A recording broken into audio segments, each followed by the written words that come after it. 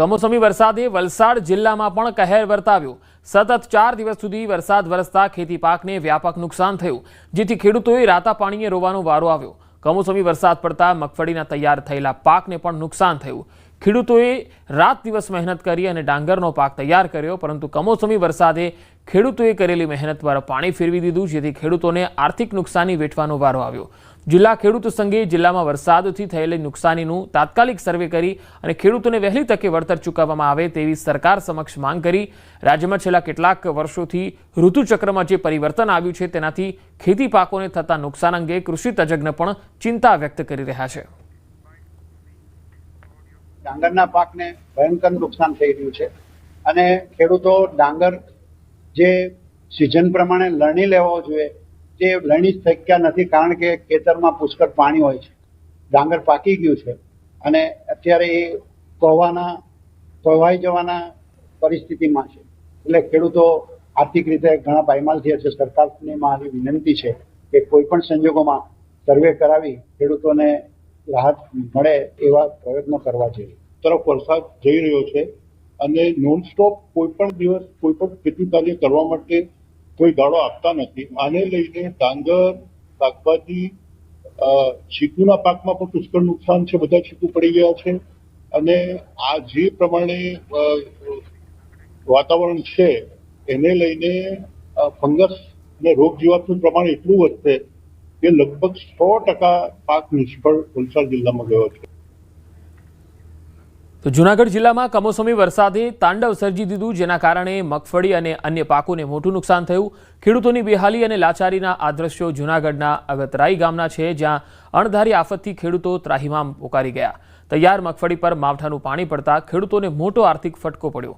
કમોસમી વરસાદ પડતા મગફળીના તૈયાર પાકને નુકસાન થયું। ખેડૂતોએ રાત દિવસ જે મહેનત કરી અને મગફળીનો પાક તૈયાર કર્યો, એ કમોસમી વરસાદ થતાં પલળી ગયો અને આ મગફળી પલળી જતા ખેડૂતોને નુકસાની વેઠવાનો વારો આવ્યો। પશુઓનો ઘાસચારો પણ પલળી ગયો। 1 વીઘા દીઠ ખેડૂતોએ 15,000 થી 17,000નો બિયારણ ખર્ચ પણ હવે માથે પડ્યો છે। સરકાર તાત્કાલિક સર્વે કરી વળતર આપે તેવી ખેડૂતોની માંગ છે। અમે મગફળી વાવી છે, પછી પાથરા પડ્યા છે, કોઈ ભર કરેલા છે અને પારાવાર નુકસાની થઈ છે ખેડૂતોને, કે જેનું કોઈ મગજ જ કામ નથી કરતું। એટલી બધી નુકસાની થઈ કે આમાં હું કામ કરવું, કેટલા દિવસે કામ થશે અને નવું વાવેતર ક્યારે થશે એ પણ કાંઈ ખબર નથી રહેતી।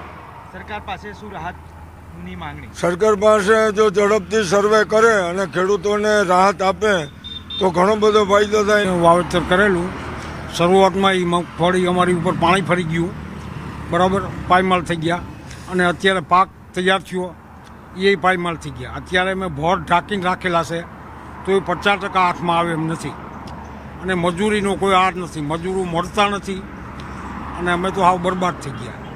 હવે સરકાર જો આમાં અમારા પ્રત્યે કાંઈ લાગણી જાહેર કરે અને રાહ પેકેટ આવે એવી અમારી નમ્ર વિનંતી। એક તરફ જ્યારે વરસાદની સિઝન હવે પૂર્ણ થવા જઈ રહી છે અને શિયાળાની શરૂઆત થવાની છે, પરંતુ અરબી સમુદ્રમાં ડીપ ડિપ્રેશન સક્રિય થયું અને તેને જ પગલે ખેડૂતોને પડતા ઉપર અત્યારે હાલ પાટવું પડે તેવી સ્થિતિ થઈ રહી છે। આપ દ્રશ્યો જોઈ શકો છો, અત્યારે હાલ જૂનાગઢ હાઈવે પાસેના દ્રશ્યો છે કે જ્યાં તમામ ખેડૂતો જે છે તેમને પારાવાર મુશ્કેલીનો સામનો કરવો પડી રહ્યો છે અને તેની પાછળનું કારણ જે છે તે છેલ્લા દિવસોમાં જે રીતે વાતાવરણનો પલટો આવ્યો અને એકાએક આગામી 5 દિવસો સુધી આ વરસાદ જે છે તે મધ્યમથી ભારે વરસાદની આગાહી હવામાન વિભાગ દ્વારા કરવામાં આવી છે, ત્યારે પાયમાલીની સ્થિતિ જે છે તે ખેડૂતોને ભોગવવી પડી છે તેવા પ્રકારની દ્રશ્યો છે। તમામ જગ્યાએ અત્યારે હાલ મગફળીનો પાક વાવેલો હતો તેને લણી લેવામાં આવ્યો, પરંતુ તેની ઉપર હવે જ્યારે ઢાંકવાની સ્થિતિ પડી છે ત્યારે ઢાંકી ન શકાય અને તેમાં પણ પાણી ઘૂસી જાય તેવા પ્રકારની સ્થિતિ જે છે તે અત્યારે જોવા મળી રહી છે। ત્યારે સત્વરે ખેડૂતો માંગ કરી રહ્યા છે કે